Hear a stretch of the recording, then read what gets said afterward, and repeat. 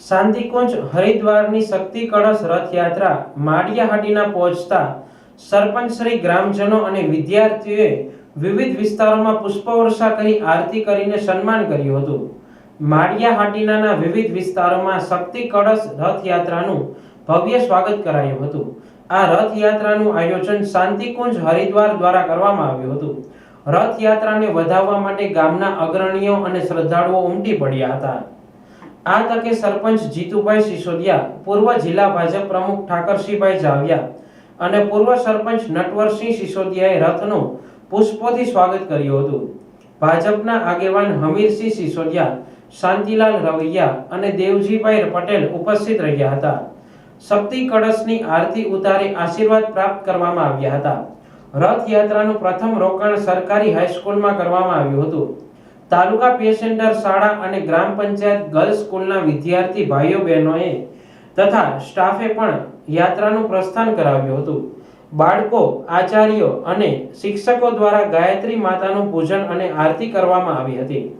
Maliya Hatina police સ્ટેશનમાં police, GRD અને home guard સ્ટાફે પણ રથનું પૂજન કર્યું હતું। યાત્રામાં રહેલ ઉપાસકોએ ગાયત્રી મંત્રનો અર્થ અને મહત્વ સમજાવ્યું હતું। આ સમગ્ર કાર્યક્રમનું સંચાલન શાંતિલાલ રવૈયાએ કર્યું હતું।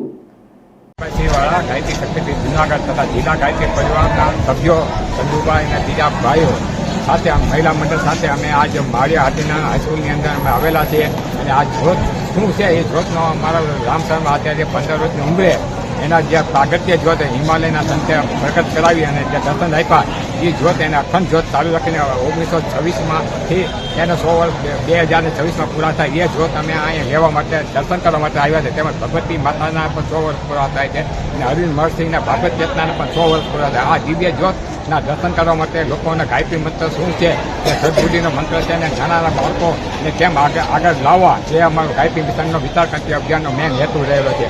અત્યારે અમે બીજા મોટી વાતો કરતા નથી, પણ લોકોને કેમ ઘર ઘર જાય અને ગાયત્રી યજ્ઞ દ્વારા લોકોને સંસ્કૃતિ, સનાતન ધર્મ શું કહેવાય દરેક સંપ્રદાયથી પર એક વિશ્વામિત્રે બનાવેલો મંત્ર લોકો સુધી પહોંચે એ હેતુથી અમે આજે ગાયત્રી શક્તિપીઠ દ્વારા જિલ્લા પરિવાર દ્વારા અમે માળિયાહાટીના આવ્યા હતા।